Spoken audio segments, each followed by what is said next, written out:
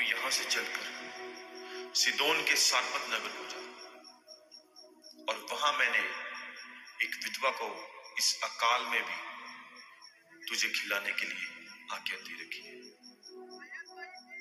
जी प्रभु।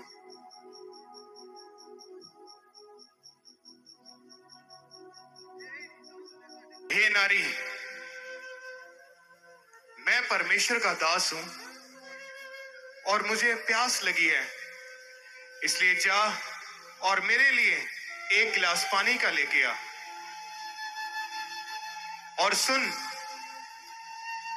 आते वक्त अपने हाथ में मेरे लिए एक रोटी पका के ले आना। हे परमेश्वर के दास, मुझे तेरे जीवित परमेश्वर के नाम की शपथ कि मेरे पास खाने को एक भी रोटी नहीं, घड़े में मुट्ठी भर मैदा, कुप्पी में थोड़ा सा तेल और चूल्हा जलाने के लिए लकड़ियां भी नहीं। ये लकड़ियां मैं लेकर जाती हूँ कि उसे अपने बेटे के लिए पकाऊं, हम उसे खाएं और मर जाए।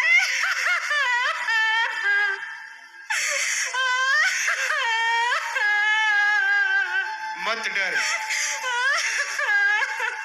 और अपनी बात के अनुसार कर, परंतु पहले मेरे लिए एक रोटी बना के ला। उसके बाद अपने लिए और अपने बेटे के लिए पकाना।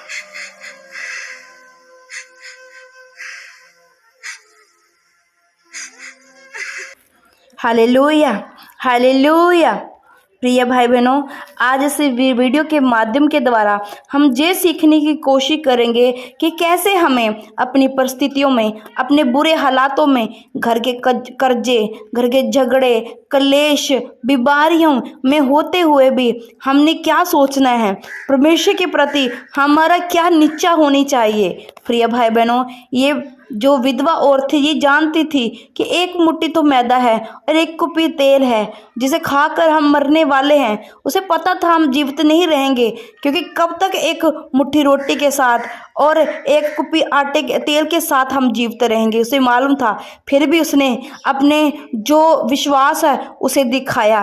उसने दिखाया कि अगर उसके खाने के बाद हम मरने वाले हैं तो क्यों ना हम खुदा के दास को वो दे जो हमें देना चाहिए, क्योंकि वो जानती थी अगर हम आदर करेंगे खुदा के दासों का तो हम अपने जीवन में आदर को पाएंगे। अगर हम कुछ खो रहे हैं प्रभु के लिए तो हम कुछ पाएंगे।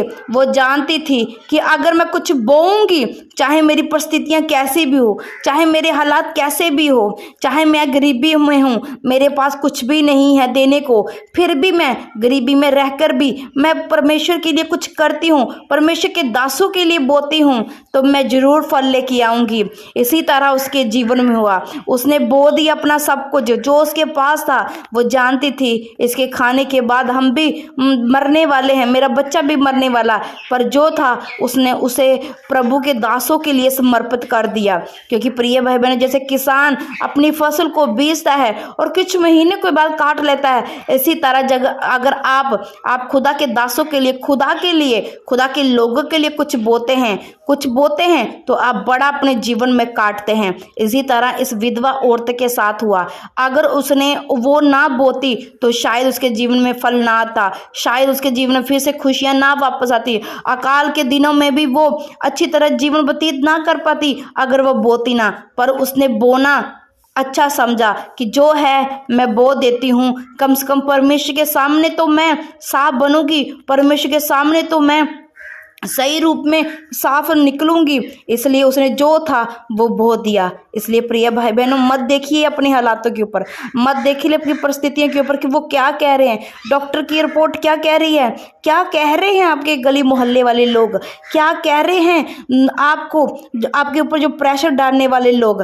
ये मत सोचिए, ये सोचिए कि जो मैं कर रही हूँ वो मैं अच्छा कर रही हूँ, वो मैं अपने परमेश्वर के लिए कर रही हूँ, मैं भी एक दिन दुगना फल लेके आऊँगी। यीशु मसीह के सामर्थ्य नाम में। तो प्रिय भाई बहनों, ऐसा आपके जीवन में होगा, ये बाइबल कहती है, क्योंकि मसीह में की गई मेहनत कभी व्यर्थ नहीं होती।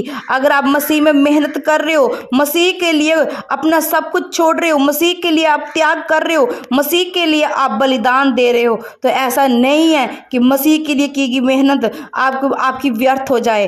नहीं प्रिय भाई बहनों, वो फलों में बदलती है और फल लगते हैं आपके जीवन में, आपके हालात बदलते हैं, आपकी परिस्थितियां बदलती हैं प्रभु यीशु मसीह के सामर्थी नाम में।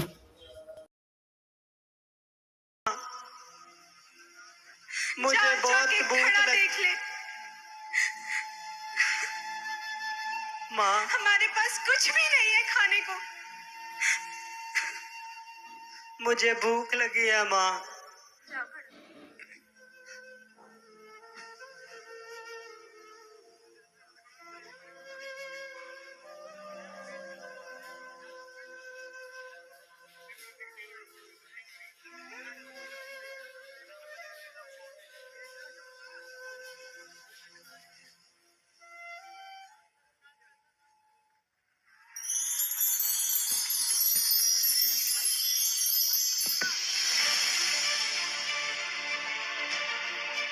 हैं?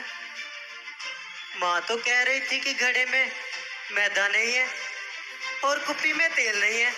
माँ, माँ, इधर आओ माँ। माँ, आप तो कह रही थी कि घड़े में मैदा नहीं है। माँ, माँ इधर देखो, घड़े में मैदा है माँ। क्या? और कुप्पी में तेल भी है माँ, और बर्तन अनाज से भरे पड़े हैं माँ। ये देखो माँ।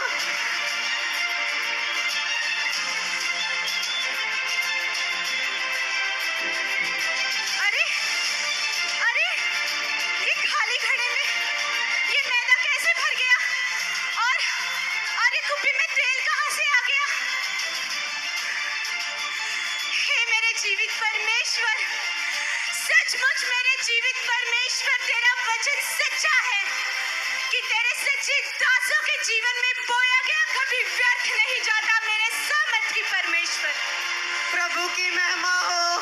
हे परमेश्वर के सच्चे दास, मैं परमेश्वर का धन्यवाद करती हूँ कि आज जो भी मेरे जीवन में था वो मैंने तेरे जीवन में बोया, और उसे बोने से आज मेरे घराने में उद्धार आया।